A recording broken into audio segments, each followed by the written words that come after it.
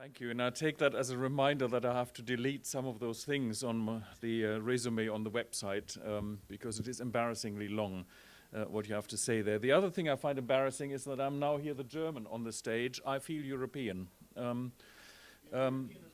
Yeah, I'm European, but only in the second degree, and I'm a global citizen in the third degree, and I would like to turn that around because that is what fighting for the environment and trying to save the planet is about.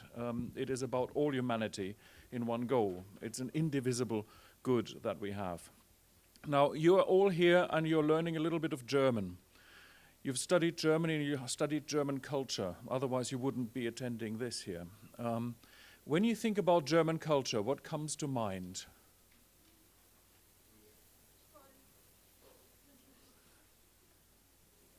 Anything else? What represents German culture to you? Beer? That's good. Yeah. Philosophy? Names? Goethe? All right, there we are. Now, the Germans have a strange word. The word is Kulturbau. Kultur, culture, Bau, construction. How do you construct culture? The word is used in order to describe the separation of land and water. Kulturbau is everything that a farmer needs to do in order to make land fertile.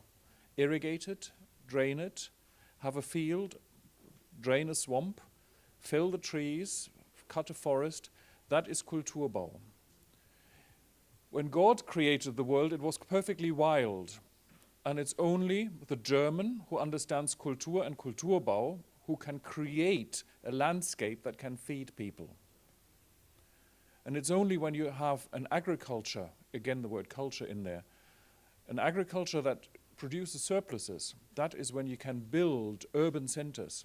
You need agricultural surpluses before you can have urban centers. And it's really only when you have urban centers, when you can have centers of learning, when you can have opera houses, when you can have exhibition halls. So what most people presume to be culture, what happens to philosophers in the universities, the teachers that we have there, when we have the opera houses, the concert houses, when we have the great literature, when we have the paintings that we look at and that tell us something about the emotions that we share, all that only comes because somebody has built up the ability to feed more people than live on the farm so that we can create areas that create culture. I find that very important because I work on the environment, I work on the management of natural resources, I work on the fertility of land, on the irrigation, making sure that there is enough water and that people are protected from floods and from climate change. But this is an underpinning of culture, and it's the essence of culture, and something that is the connection is really made, and I'm sure that 80% of you have not made it beforehand. Now let me tell you something about Ecologic Institute, because I'm here to talk about good practice in international dialogues, let's call it that way. Ecologic Institute is both a research organization. More than 50% of all our project funding that we have is for scientific research or for policy relevant applied research. We are also a think tank. Most people see us more as a think tank because we create more visibility for the sort of things that a think tank does than we create visibility for the things that a research organization does. Amongst all the think tanks that are environmental in Germany, we're clearly the most international. And amongst all the think tanks and research organizations that care about international relations, bilateral, multilateral, international institutions, foreign policy, we are the one with the clearest dedication to environment and to natural resources. That's the space where we want to be. Now, you've come here to hear about cultural diplomacy. It comes in so many different ways, and it depends on what you include in the term culture that you have. And I want to take you down the road of transnational policy learning, which is really a way, an objective of making people meet and talk across cultural boundaries. And I want to do that with a few examples before hopefully having some time for questions, more than one. It would be a nice first to have. What we do is not what is known as track 2 diplomacy, not resulting in agreed texts that then eventually nations, governments agree to. We are also not about parallel negotiations, but we are close to that, and I'll explain that to you. 4 or 5 examples, let's see how we get through them. The first one is a very old one that we did in the 1990s. At the time, there was a fundamental misunderstanding and a conflict between Britain and Germany about how to regulate water. The British felt that it is most important to make sure that all water resources, all this fresh water that you have on the land, would be of a good enough quality for the purpose, fit for purpose, just good enough for the purpose that you wanted the water to serve. As a consequence of that, they looked at the quality of the river, quality of the lakes, quality of the coastal waters as well, and depending on how they were, they would allow industry to pollute, abstract, do whatever it wanted to do. The Germans thought that the British were providing an excuse for letting industry do all the dumping, all the dirty work, and release all the poisons into the natural environment. The Germans had a different philosophy. They said, we want to protect the natural environment as best we can, and any damage, any deterioration, any pollution is bad, and we have an obligation to protect it as best we can. So they looked at the best technological options, best available technology, and we took that as a yardstick to tell industry what to do with the wastewaters and the other things that they put into. The British accused the Germans of wanting to force everybody through the harmonization of European policies to buy German pollution control technology. They saw this not as geared towards the protection of the environment, but as something that was designed to help German industry sell more of its pollution equipment abroad. Misunderstanding about the intention, very different regulatory philosophies, regulatory cultures in the 2 different countries. It took us 4 years of making people meet at least twice a year, making sure that the same people attended several meetings, visiting one another in their various offices, and actually what we got is we got British people, British administrators writing the permits for water pollution control in Germany so that they understood how the German administrative process worked, and we did the same the other way around. German administrators went to Britain to write, then they applied it across, and they said, we in Germany, we're now going to apply British law and British regulatory practice to the German case, just to see what the outcome would be, and the British did the same. And in that way, learning very practically, they realized is that there was a lot of rhetoric, that there was a lot of misunderstanding, but essentially they had the same values and they had the same objectives, and that the end result of their actions were actually very similar. But it took 4 years to find out. But as a result of that, we now have in Europe an agreed text, that's the Water Framework Directive, that actually integrates the regulatory philosophies, the regulatory cultures from both countries, and creates space that is large enough for the regulatory cultures of every member state in between. It actually led to an institution now as twice a year, all the heads of the departments in the national ministries, the member state ministries of environment that are responsible for water, twice a year they all meet, all 28 of them. Sometimes other neighboring countries come in as well because of the transboundary nature of water. And they agree on how to implement the Water Framework Directive jointly. They do that in a way that was unthinkable beforehand. If they had applied those lessons to the coordination of economic policies, even though the Maastricht Treaty allows for that, even actually asks for that, we wouldn't have had the Euro crisis. We've created, through the construction of a transnational culture, we have created new institutions that we do that, that work in that way. Second example, European Sustainable Development Network.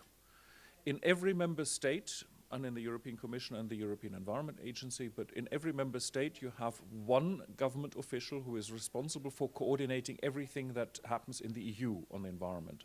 You also have one official who is responsible for providing the input from each member state into the European Sustainable Development Strategy, and for looking at what Europe says about national sustainable development strategies and coordinate between the national level and the European level.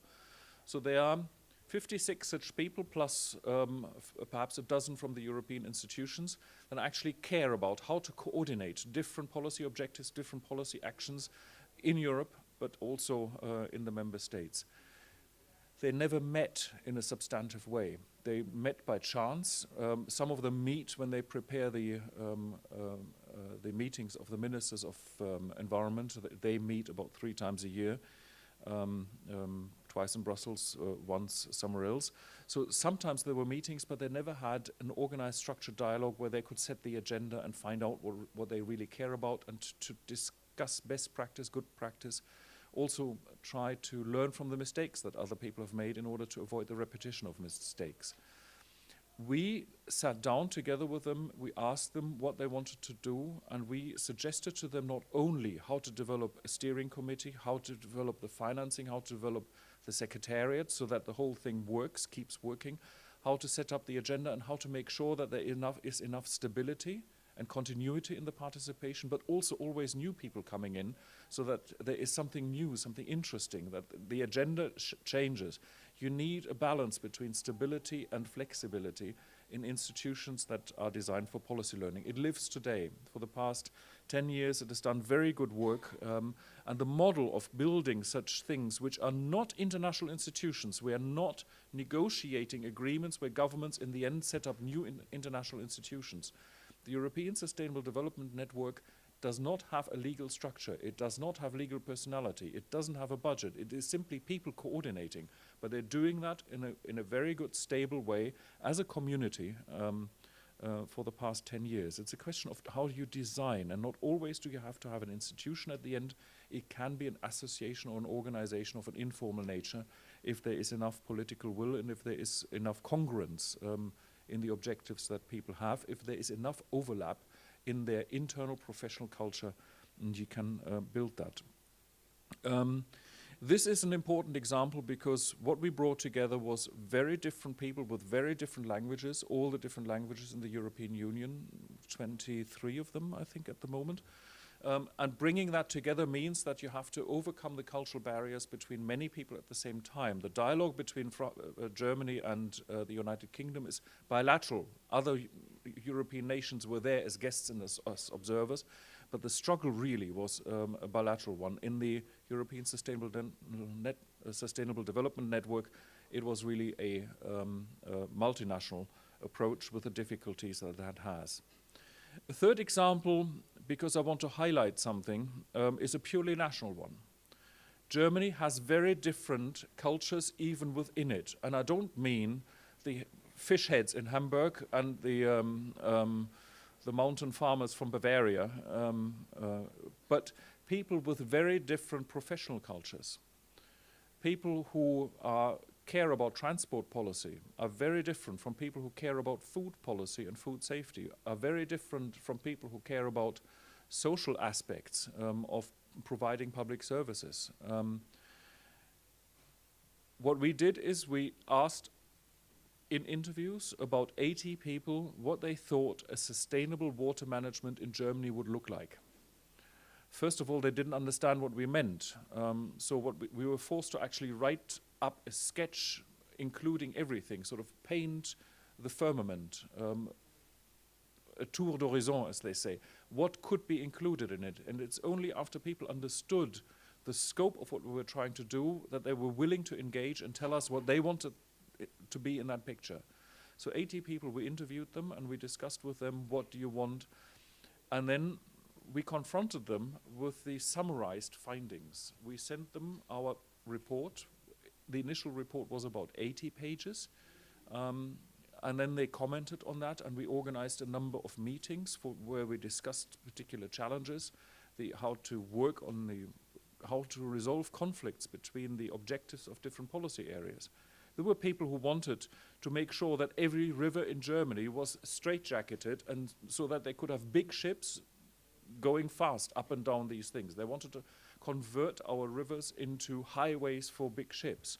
And others said, no, this is the wrong way to go. We want to have living waters in our rivers. We want there to be fish, we want that to be healthy, and we want to have very many different uses. You can see the clash of objectives. We got people to talk about that and to address those challenges, and again, a little bit later, we had then another big report, 200 pages at this time, sketching out what sustainable management of water in all its different functions and all its different environments would look like. The people who they are still today have their own policy objectives. They are still within their professional cultures. They have their value systems and their beliefs. And yet they have understood what the others want and where they have to cooperate with the others in order to achieve what they want to achieve. So in the end, they came together, 200 people, approximately, in a conference, and celebrated the fact that there was a shared vision of what sustainable water management in Germany could look like, even though everybody agreed that it was a shared vision, even though they subscribed, all of them, only to part of it. Nobody subscribed to all of it. But what this means is that you can, through the process design, bring together people and help them overcome the barriers that exist because of their professional cultures. And I tell you, it is more difficult to overcome the barriers between professional cultures or the cultures that exist in scientific disciplines. It's more difficult to overcome those barriers than to overcome the barriers that exist between the cultures that are represented by languages or by nationalities or by ethnicities. We are all very tolerant when we speak foreign languages. We forgive one another our mistakes. We ask again, do you really mean what you said? Or is there misunderstanding in the false friend, in the word that you're using? We are forgiving one another because we're all struggling with the foreign languages. Scientists are very unforgiving when somebody who is a political scientist talks to a sociologist and makes an error in terminology, or when an economist does the same in the presence of a lawyer. We're very unforgiving in that context, but we're very forgiving when it comes to national languages. Let me conclude perhaps by highlights that we had, and that is a series of events dialogues that we did, Transatlantic Dialogues, after 2007, when the Lisbon Treaty was signed. Not yet in force. The ratification process came later, but it was clear what would happen. The European Commission decided that eventually it would be responsible for the European external action, the external foreign policy of the European Union, but at the time it didn't have the competences yet. It was all written down, but it wasn't yet in force. So what they did is they said, well, in order to prepare what we will need to do sometime in the future when the Lisbon Treaty enters into force, we're going to hold a number of pilot dialogues with our American friends. This came at a time when EU-US relations were at a very low point. We could barely speak with one another at that time. So they said, well, let's organize a number of dialogues about issues that people don't care about, where they're not important enough so that they produce gridlock, diplomatic gridlock. They're not unimportant enough so that nobody cares about them, something in the middle. So it was regulation of nanotechnologies. It was humanitarian aid and what's the impact of food aid on the ability of developing countries, distressed developing countries, to feed themselves. What shall we do about the Arctic, jointly or separately? A number of issues like that, and we ran first one on energy security, second one on governance of the oceans, and the third one, we did the one on the Arctic. If you look at the policy documents on Arctic policy in the European Union, in Canada, and in the US at the moment, you find similar language, you find compatible language, you find language that has bridgeheads between which compromises and common lines of a joint policy can be formulated. The compatibility of those documents is the result of us making the right people who were actually involved in the drafting of those documents on both sides of the Atlantic meet. And some of their discussions were in working groups in our seminars, some of their discussions were in the margins, and some of the discussions were when they met separately for bilateral meetings in order to compare notes and compare language and invite one another to comment. This is not something that would have happened in government-to-government negotiations, because certain things government negotiators cannot do. They cannot discuss things informally unless you provide them with an excuse to meet without anybody watching. Certain things they can do better than we can. We cannot produce anything that is legally binding at the end. They can. But helping to convene the right people, bringing them together across the boundaries of language, of political system, of scientific disciplines, or of policy communities, of professional communities, helping them overcome the boundaries actually works. And I invite you to look at some of those examples in detail, and I hope that you find them instructive as you plan your own careers and plan your next move and what you want to do. And I invite you to not only look at that in the practice, but also look at environmental challenges as a worthy object of your careers. Thank you. Thank you, Dr. Andreas. A very nice speech. I'm very convinced by your vocalness and very thorough on the subject.